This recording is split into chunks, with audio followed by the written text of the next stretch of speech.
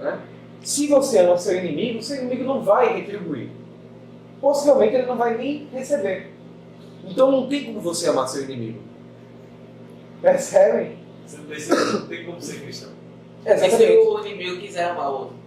Se o inimigo quiser... Aí ele não é seu inimigo. Aí deixa de ser.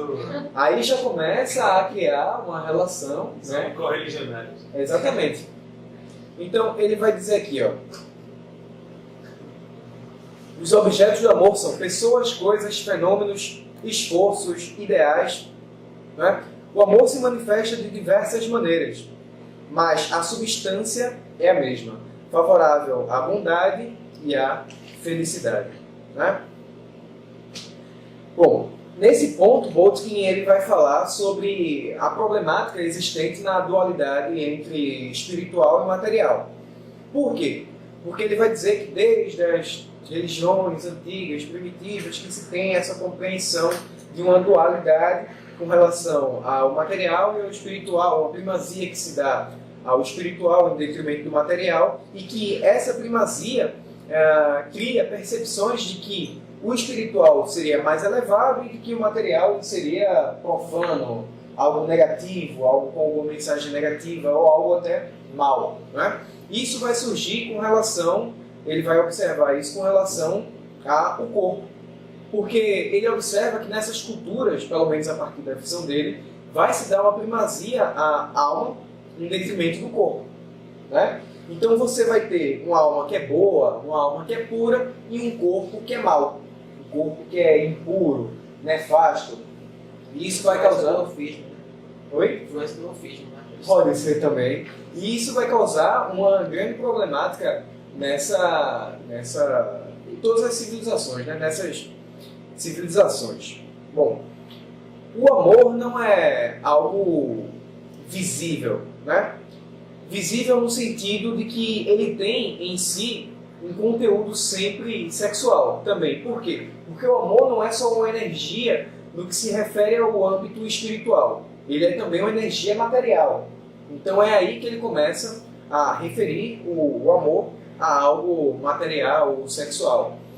Nisso, ele vai dizer, por exemplo, que essa divisão que vai gerar essa visão que o corpo seria mau, causa alguns problemas sociais. Por exemplo, se um homem ama duas mulheres ou uma mulher ama dois homens ou alguma coisa nesse sentido, isso vai gerar uma série de problemáticas. Por quê? Porque essa visão dual entre material e espiritual, em boa parte das sociedades, vai gerar uma visão de castidade, né? Essa visão de castidade, para ele, vai gerar esses problemas, que é, por exemplo, no caso que eu citei, né, uma mulher que ama dois homens, dois homens que amam duas mulheres, eles vão ter que reprimir esses desejos, né, por causa de uma consideração de âmbito espiritual, e por causa da repressão desse desejo, eles vão ser instados a, de certa forma, se odiarem, né?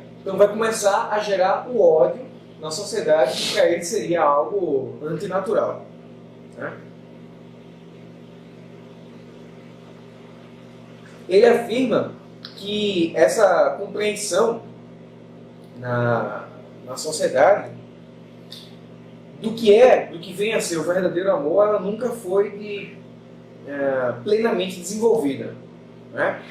E que, se isso fosse plenamente desenvolvido, a sociedade ocidental agora estaria se encaminhando para uma nova era de ouro, o que ele vem chamar de nova era de ouro. Por quê? Porque ele vai dizer que, não existindo essa dualidade entre o material e o espiritual nas sociedades antigas, o que é que vai acontecer? As pessoas naquelas sociedades, elas não vão poder afligir a carne de outro, né? Porque ele acredita que essa dualidade ela vai gerar uma grande violência, uma grande brutalidade. Porque enquanto que o espiritual relativo à alma é puro, o material seria totalmente impuro e passível de destruição, né? Então ele vai dizer que as sociedades não evoluem para uma nova era de ouro, justamente por causa dessa dualidade entre o espiritual e o material, né? Aqui. Eu já citei essa parte, né, que ele diz que os organismos são geradores secundários de amor, podem direcionar, receber, não receber, né, intensificá-lo, enfraquecê-lo, mas não geram amor de forma independente. Além disso, como o amor ele não está em uma pessoa, né, apesar de sermos receptáculos do amor, ele se dá numa relação, ele é então um fluxo. Né? O amor flui de uma pessoa para outra. Né? Não é possível prometer amor por toda a vida, como no casamento. Aí ele já vai demonstrar uma posição contrária a certos ritos do casamento, que, por exemplo, você promete amar, proteger por toda a vida, tal. Ele vai dizer que isso é impossível, justamente porque você não tem como prever, né, o quanto de tempo aquele fluxo de amor, aquela troca vai continuar. Oi? Vai permanecer, não tem como você prever. Né? Então, nesse ponto já é mais um dos... Como é que ele prevê que pode receber, que pode diminuir, então, pode prever que pode ampliar? Não pode permanecer? Então, não pode nem prever que pode diminuir, nem que pode ampliar, nem que pode intensificar, ou coisa que valha.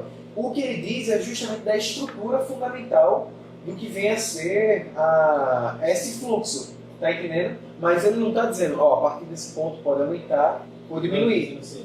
Inclusive... De prever que ele pode aumentar, que pode diminuir. Ou seja, a possibilidade de descrever a estrutura não é previsão. Ele vai dizer que isso daí tem uma base empírica, né? Nas experiências humanas, do que ele experiencia. Quer dizer, a rejeição, exatamente. É basicamente isso. A base empírica dele é o próprio ser humano agindo e tal. Ô, Jorge, é a questão do amor de pai para com filho, né? Porque essa questão de amor de marido com mulher, de irmão com irmão, amigo com amigo, pode até acabar, né? Mas o pai com filho, né, é algo assim que não tem como eles discordar, né? Eles falam assim nesse aspecto. Bom, ele não fala chega... matrimônio, né? Do casamento. Sim, sim. Mas a questão do pai e filho é que eles não dá para eles combaterem, né? A energia. Então, ele não chega a citar esse ponto. Ele não toca... Porque se eles citarem, né? Todo mundo vai... ele vai não... ser a fragidário dele, né? Ele não toca nesse ponto aí. É até interessante. Porque ele fala do... amor de marido, de amigo, de animal, de pessoa, de animal, pedra, de objeto, planta, de um dia legal que você teve, de tudo isso pode ser uma forma de fluxo de amor, mas não fala, justamente não fala da família, né? Uma coisa interessante que tu falou é com relação a ele poder prever ou não, controlar ou não, se vai intensificar, alguma coisa assim. Ele vai dizer que, inclusive, nem a deusa suprema, né, que a visão dele é Afrodite, ela pode controlar. Ela não pode forçar o ser humano, por exemplo, ou até algum outro organismo a amar, tá entendendo? A amar alguma coisa ou outra. É impossível. Então já entra certas características de livre-arbítrio, né? Pois bem. Aqui, ó. A principal propriedade do amor. União inseparável com a beleza e com a harmonia. O propósito do amor é a sua realização. Então ele vai restringir todo o aspecto religioso que existia anteriormente, toda uma metafísica, a justamente somente essa coisa relativa ao amor, e que a finalidade, o telos do amor seria o amor. Tá entendendo? Então, não somente físico, porque ele não nega o caráter espiritual. Tá entendendo? O que ele nega é uma hierarquia entre o caráter espiritual e o caráter material. Mas veja, deixa eu ver se eu entendi. Dizer que o amor ele não é espiritual, ele é energia. Como é que a energia é espiritual e é material? Bom, aí já está se falando de uma energia criadora, né? Desde que se fala do eterno feminino, essas coisas. Então pode ser uma energia tanto no sentido físico, né, da física, ou então no sentido cosmológico, que também pode ser identificado como algo físico, mas não somente. Tá entendendo? Então, não haveria uma distinção muito clara do que seria essa energia. Não seria nem somente física, nem somente espiritual. Só que eu estou dizendo assim, se for cosmológico, deixa de haver relação, porque, por exemplo, a relação, quer dizer, sozinho não tem como ter amor. Sim. O amor é energia. E essa energia é fluxo próprio. Se você vai para a concepção... Desculpa. Essa energia é recebida a partir de um fluxo, de uma relação. Então, não é que ela é nessa relação. A energia, o amor supremo, ele vai falar mais na frente, quando relativo ao credo da igreja, ele vai dizer que o amor deles tem um credo. Inclusive, tu sabe, né? Inclusive, parece eles usam a mesma métrica do credo cristão. Eles usam uma estrutura parecida. Ele pega aquele creio em Deus Pai, Todo-Poderoso, Criador Só do que- céu e da terra e muda Pra Deus, né? pra Deus. Aí coloca. Creio na deusa Afrodite. Essa é tipo isso mesmo. Entendeu? Então a visão dele é justamente, no credo, ele fala isso. No credo. Cuidado aí. É que a expressão suprema do amor é justamente a deusa. Percebe? Então, por exemplo, quando teve no Natal, esse Natal que passou agora, 2017, teve uma mulher do Fêmen que invadiu, não sei se vocês viram, para tentar roubar o menino Jesus. Eu vi. Vocês viram? O que ela estava gritando? Não. Good is woman. God is woman. Deus é mulher. Deus é mulher. Então, vai ter uma evolução com relação a isso até hoje. Porque ele morreu em 69, né? 1969. Só que ele já passou para outra pessoa que escreveu um livro chamado O Eterno Feminino. Não me recordo o nome da pessoa agora. O Eterno Feminino, até porque essas pessoas têm pouquíssima informação sobre eles na internet, Quer dizer, é como se já tivesse perdido o início da história. Eu digo, Então, o início mais aparente dessa questão da deusa na atualidade vai chegar até o Wicca, por exemplo, né? Porque ele vai ligando de um ponto a outro, do Boltzmann até o Eterno Feminino, há várias outras agendas que vão ter a sua ascensão mais propriamente nos anos de 1970, até chegar ao que hoje é conhecido como um movimento feminista mais relativo a uma certa espiritualidade, relativa à deusa, à mãe, a figura feminina, tá entendendo? A Wicca, todas essas questões, o amor. Isso é muito presente nos anos 70, quando eles vão falar de paz e amor, que eles anulam toda a religiosidade, né, a uma certa energia, né, como ele está citando. é mais ou menos isso. O cara, quer dizer, vai desde... Não é melhor deixar as perguntas. Não, pode ser assim. Pode. Não, Porque, vai por exemplo, eu estou uma certa ordem, né? Quando alguém faz alguma questão, aí eu já lembro de outro elemento, Então, ajuda na... Então, pronto. Porque eu vou respondendo questões até para mim mesmo, né? Então diz. Poxa, vai. Beleza? Pronto. Então, ele seria justamente essa expressão suprema do amor, né? A deusa, no caso. Então, Você vê que eles dizem ser neopagãos, né? Sendo que... Isso. É contraditório, né? então, Essa questão. Então, é contraditório e não é, e é ao mesmo tempo, né? Porque o neopaganismo, ele sempre vai ser uma ruptura com o que é a tradição. Então, por mais aprofundada que a ruptura seja, ela ainda é uma ruptura, né?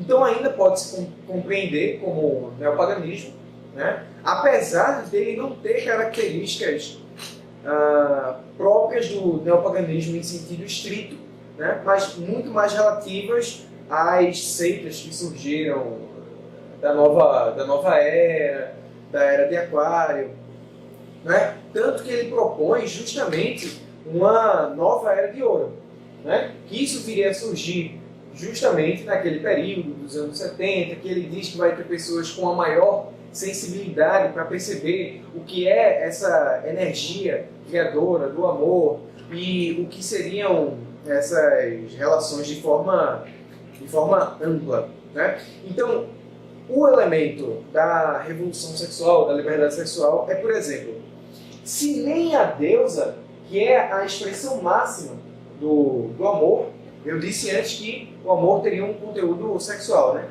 Se nem a deusa, que é a expressão máxima do amor, consegue dizer se um ser humano vai ou não amar outra pessoa, isso significa que o amor é livre. Percebe? Então vai surgir, desde aquele período, com ele, a ideia de amor livre. Percebe? Não. É esse movimento de, por exemplo... Percebo o que você quer dizer, mas não entendo o porquê. Como assim? Você diz assim, se nem a Deus... acho que ela tá... Não posso responder essa Se nem questão. a Deus, não vai esquecer tu, hein? Beleza.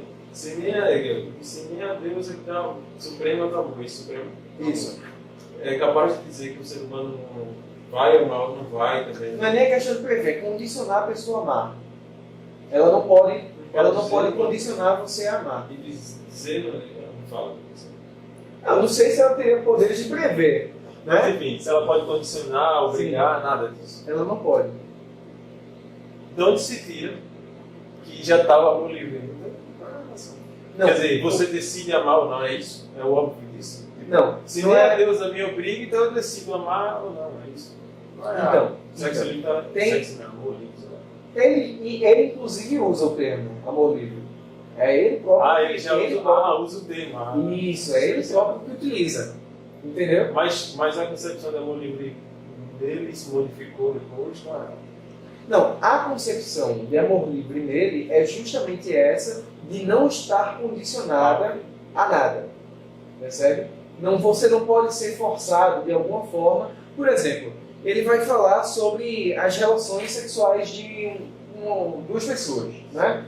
Se você você tem uma relação sexual que é desprovida de amor, essa relação na verdade é uma violência, né? Porque o que deve mover as pessoas, né, com relação à interação delas no ambiente é justamente as relações de amor, percebe? Então essa visão de uma sexualidade separada do amor seria justamente a reificação, né, daquela dualidade entre espiritual e material, percebe? Porque o amor nesse sentido seria o núcleo de toda essa relação.